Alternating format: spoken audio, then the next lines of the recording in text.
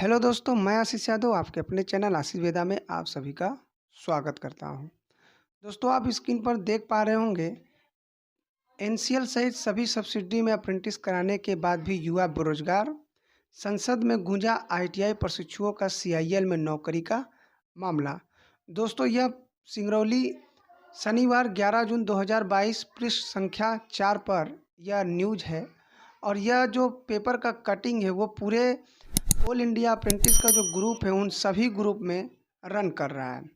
दोस्तों, हमने इस कटिंग को निकाला और देखा तो वाकई यह न्यूज सही है, तो हमने इस पर वीडियो बनाने के लिए सोचा कि आखिर मामला क्या है और इस पर जितने भी अप्रेंटिस प्रशिक्षु किए हैं उनको इसके बारे में थोड़ा बताया जाए। दोस्तों, आप स्क्रीन पर देख पा रहे हैं, यहाँ पर लिखा है संसद में गूंजा आईटीआई प्रशिक्षुओं का सीआईएल में नौकरी का मामला। और नीचे आते हैं तो यहाँ पे पूरा विस्तार से दिया हुआ है कि एनसीएल सहित कोल इंडिया की सभी अनुषंगिक कंपनियों में आईटीआई डिप्लोमा धारक युवाओं को अप्रेंटिस कराने के बाद उन्हें नौकरी की पात्रता से विरत रखने का मामला संसद में गूंजा। बिहार झारखंड के गिरिडीह लोकसभा के सांसद माननीय चंद्र प्रकाश चौधरी ने आईटीआई प्रशिक्षुओं को रेलवे की तर्ज पर नौकरी की पात्रता बनाने के लिए नियमों में सुधार की मांग की है। तकनीकी कर्मचारियों के संगठनों ने मामले को सांसद के समक्ष रखकर उच्च स्तर से नियमों में संशोधन कराने और कोल इंडिया व उनकी सब्सिडी कंपनियों से सेवानिवृत्त हो रहे कर्मचारियों के पद भरने की मांग की थी। मामले पर सांसद श्री चौधरी ने सदन में कहा कि प्रधानमंत्री के कौशल उन्नयन की दिशा में तेजी से कार्य किया जा रहा है। उसी क्रम में सार्वजनिक क्षेत्र की कंपनी कोल इंडिया को भी आगे आना चाहिए।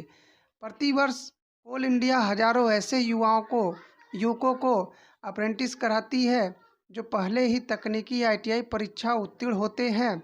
श्री चौधरी ने सदन को यह भी बताया कि चूँकि यह कार्य बेहद तकनीकी और ख़तरनाक है, इससे पूर्व में उन प्रशिक्षुओं को खनन क्षेत्र में कार्य करने का व्यवसाय प्रशिक्षण दिया जाना अनिवार्य होता है, लेकिन कंपनियां वीटीसी नहीं कराती है।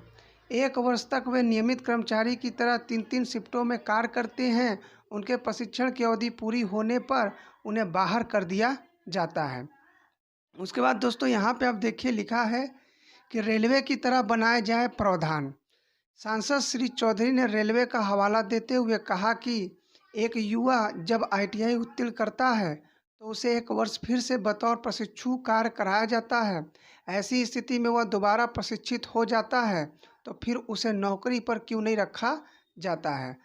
प्रशिक्षुता प्रवेश में ही उसे नौकरी की पात्रता नहीं होने का नियम बता दिया जाता है। कोल इंडिया प्रावधानों में संशोधन करे और युवकों को नौकरी दी जाने के लिए कदम बढ़ाए। उसके बाद दोस्तों नीचे देखेंगे लिखा है कि युवाओं को मिले संबल।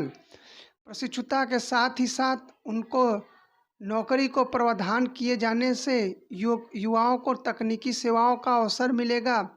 कोल इंडिया की अनुषंगिक कंपनियों में कर्मचारियों की कमी और तेज़ी से हो रहे सेवानिवृत्ति का हवाला देते हुए आईटीआई कोल इंडिया प्रशिक्षुओं के सेवायोजन को सरल बनाए जाने की मांग की है। सदन में आवाज़ उठाए जाने के बाद तकनीकी कर्मचारियों के संगठन सीटिया ने मांग का पुरजोर समर्थन किया है। तो दोस्तों, यह जो पेपर का कटिंग था जो पूरे ग्रुप में रन कर रहा था, इसमें यही सब चीज़ें लिखी है जिसको हमने पढ़ के सुनाया।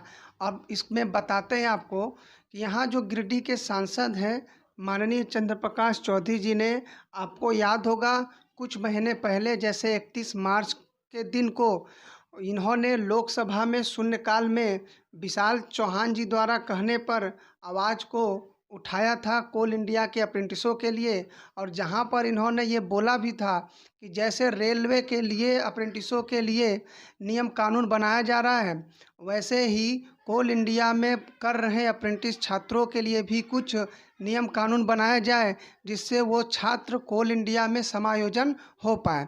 तो इस तरह से इन्होंने उस समय भी आवाज़ उठाया था और कल भी इन्होंने ये आवाज़ को उठाया है। जहां पर देख रहे हैं आप कि एनसीएल सहित सभी सब्सिडी में अप्रेंटिस कराने के बाद भी युवा बेरोजगार हैं। तो हर जगह अप्रेंटिस हो रहा है, कोल इंडिया के सभी सब्सिडी में अप्रेंटिस हो रहा है, लेकिन प्रशिक्षण लेने के बाद छात्र बेरोजगार है।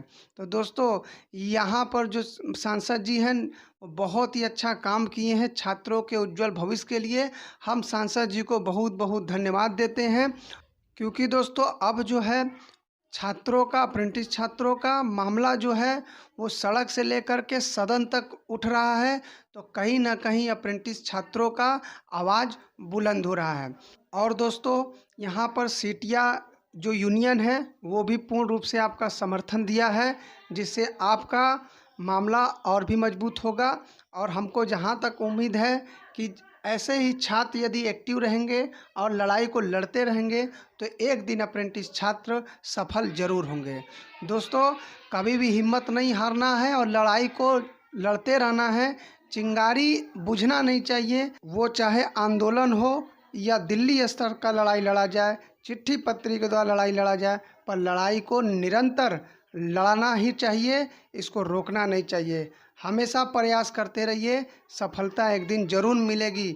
आपको बता दें कि बच्चा जब रोता है तभी उसकी माँ उसको दूध पिलाती है, और जब तक आप नहीं बताओगे कि आपको क्या कष्ट है तो ये सरकार आपको रोज़गार देने वाली नहीं है।